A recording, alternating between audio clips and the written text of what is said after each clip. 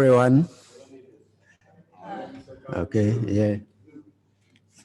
So here is Team Bessio, the smallest group in terms of size. It is composed of only 3 members. Okay, Mr. Koulibaly Lassina on my right, Goïse Donatien on my left, and I myself, Karim Kone. Okay, right. Right, thank you. So among the 4 secondary schools in Dabou, Bessio is the only one which is composed of the first cycle. The school is not isolated. It is in the city, surrounded by inhabitants' houses. The only school next to it is Grammar School Japanese. The neighboring houses and people sometimes impact negatively the teaching atmosphere at Bessio. The students at Bessio are young, since they are at the beginning of the first cycle of the secondary school system.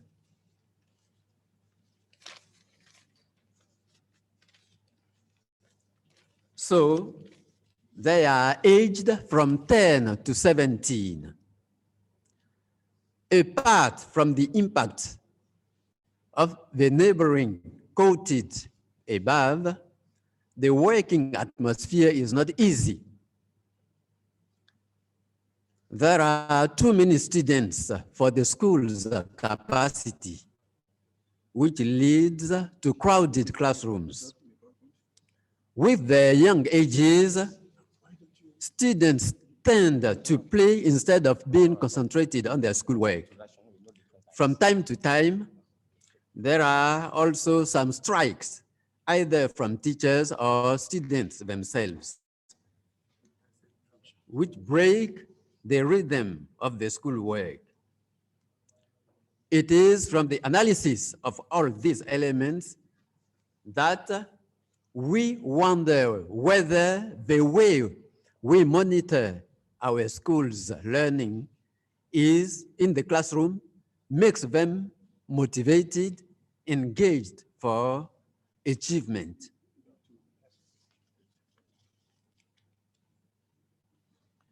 Which is our puzzle today, now developed by my colleagues, Koulibaly Lassina and Ngoïse Donatien. So you have the floor, Ngoïse. Okay. Thank you, Mr. Karim. Hi, everybody. Okay, to solve our puzzle, the first tool we use is observation. So we set a group activity in which the students had to work in small group of 4 and 5 students. And what we observe is that in the classes, some students do the activities, but there is many noises which have nothing with the task. And there was also quarrels between the students. And some of the students didn't collaborate doing the activities. And as we saw, this observation was a kind of failure. That's why that situation leads us to put our questions. And this question were, I wonder whether how I set a group activity so that this activity can raise students' motivation. And what type of activity should we set up to motivate the students? And the next question was, how the number of the students per group is a source of motivation or demotivation. Now, to generate data, we use a questionnaire to get evidence from the students. And in this questionnaire, we asked the student about their favorite way of working, if they like working in group or individually. Another question was, Run down. okay, what do the students prefer when they're working in group or when working alone? And we identify also which can be the problem in group work. And what do the students prefer when doing a group work? And what can motivate them to succeed in their group work? And what can make a group work successful for them? So the students here are to take the answers so that we can generate evidence from them. Now, through these questions, what did we discover? So to develop this part, I give the floor to my colleague, Koulibaly Lassina. So thank you. Okay, thank you, dear mates. Right, so concerning our work, so we have a big picture. That was the puzzle. So what we wonder whether the way we monitor our students' learning can create their motivation. And to solve that puzzle, so we try to have some questions. So we try to explore some ways, okay? And we have 3 principles. The first one was to observe our learners. And after, to ask them questions to also know what they think. And the first principle was for us to have our own questioning, okay, and take notes, right? And we started exploring that puzzle with the first activity. That was a group work. So we expected more from this activity, right? We thought that our learners will do well. But from what we observe, we notice much more problems, okay? Among them, we have the lack of focus, they fail to collaborate properly, and some were disturbed by some of their friends. Okay, so instead of just having a feedback and say, okay, this is what worked and this is what did not work, we try to go deeper. So asking ourselves questions. Why did this happen? What caused this situation among the learners, right?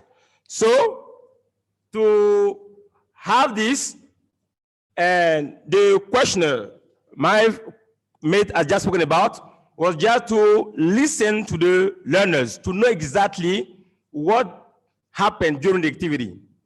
And what we discovered was a bit, it was a surprise. We were surprised by what they said because we noticed many problems during this group activity. So normally, we imagine that they will think about other form of activity. So working maybe individually or in pairs. But we were very surprised, despite the failure, that the majority preferred the group work. So this was something a bit surprising, right? Because we were a bit more curious about why did they continue to prefer a group work when at the same time they are failing to work properly in groups. Right. So for that, we said this may also source of investigation and exploration. So as teachers, we go deeper, think again about what we could do or what explained this situation. Right. We ask ourselves some questions. So what did we have to repair in this group activity we gave them? Students believe the process, but there might be some weaknesses there might be some problems. So where are the problems from? So we try to understand this. So what do? We try to put new questions, because at each stage, what you discovered also makes you think deeper. So ask yourselves other questions. So we try to raise 3 questions. The first was about which group activities may arouse our students' interests, because we gave them a group work, but what should be the, let's say, the qualities, the principle behind this group work we give them. And the second point was asking ourselves if, as teachers, we prepared in advance our learners before exposing them to this kind of group work. So what did they need to know before being engaged in this kind of activity? And the first question that came was this group task at the level of our students? Were they interested in what was given to them? Right, to understand more. So we try to return to a puzzle, because you have the big picture that was about what to do to motivate our students. But we have some questions within the puzzle that may lead us progressively to the end. So we try to revise again, and we notice the question we asked: what activities raise our students' interest in class? So by knowing all this, and by knowing how they reacted through the different tasks they were submitted to, so we try to revise and try to find tools to generate other data. So we come to this. The 5 questions, the CIQ questionnaire, critical incidence questionnaire. So 5 questions. So we try to ask our learners. But before that, because we are working as teachers, and what we want for our learners is to be at ease, to do well in everything that we do in class. So to show them that we are interested in their development, we care what we want for them. So at the beginning of the week, we just have a small talk with the learners to tell them that we care about their learning. We want them to be better, to improve. So they should be very careful about anything that should happen during the week, right? So they have to pay attention about everything that will happen during the different sessions we're gonna have. So this was just to prepare the learners so that we may have good feedback, so that we may generate the data that may help us solve our puzzle. So when we came to the last session, so they were given the questionnaire, the critical incident questionnaires, and they have to write their answers. Okay, and this questionnaire again make us go ahead. What we discovered was that students were much more interested in themes that were close to them. For example, that was intercultural exchanges, right? So being able to talk about things they know, things they master, right? And for example, one of the lessons that we used was talking about visiting the USA, right? So we noticed much interest from the learners, right? Another point was that they used to complain about the friends' behavior because some may not help learning, right? So they wanted us to solve this problem, right? And another point was that students, they like being praised. When you praise some students for something good, this also motivates others. So we say that, what should we do normally? So these elements putting together were sources or elements that could help us go ahead, right? And what have we gained from all these things? So personally, it's human nature to self-evaluate and say we are perfect, right? And as teachers, we are also behaving like this, putting the blame sometimes to the learners instead of thinking about our own responsibilities, right? So we find through all these aspects that introspection is something very important. But also knowing your weakness, knowing your qualities, both things put together can help you improve as a teacher, right? So we also understand that if you want to grow, so then there's a need to change. But what do we have to change as a teachers from this project? We understood many things. And these things are what I'm going to talk about right now. As a teachers, we came sometime from national teaching training schools where we receive pedagogical techniques and other things like that. So we come on the ground as full teachers. But the environment we are working in has also its realities, are also its challenges. So if we expect to be professionals, so we also have to take into account these aspects. The critical incidents we mentioned at the very beginning of the project was something that we should take into account. They are not coming in our learning situation to show that we are not good teachers, but they warn us about what may happen. They warn us about what we should do or how to direct sometimes our teachings or our views about the work we've been doing so far. We are professionals, but we need to develop. We are professionals, but a professional is a teacher who also accepts to be judged. Is someone who is open, right, to new ways of working. Is someone who should be ready to cope with any situation that is happening in the classroom.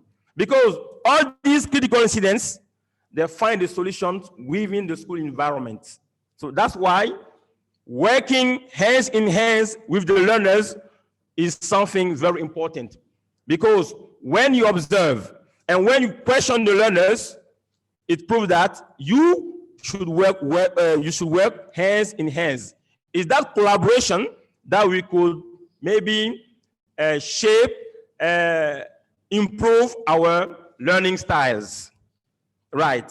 And another element that we found very interesting in this activity is not seeing ourselves as limited or not being good teachers, no, but we should always accept open-mindedness. Be always ready to accept anything that can help you develop professionally, right? And don't have time? Okay. Okay.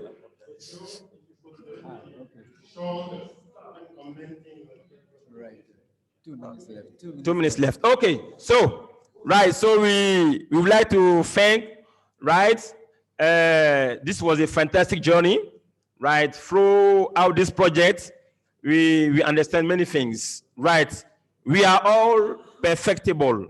That's why we should open to anything that we do, right? And so we say thank you to Gary, Diane, and Susan, right, for this opportunity. Also, thank you to Mr. Apia, right, for always being around and support us, Mr. Fofana, Mr. Adi, and all the colleagues. And we wanted to end this with these pictures right, sometimes have Mr. Adi, right, Gary, Diane. Okay, this was during one activity, right? Okay, yes, the colleagues, right, and Bessio group. So thank you for listening.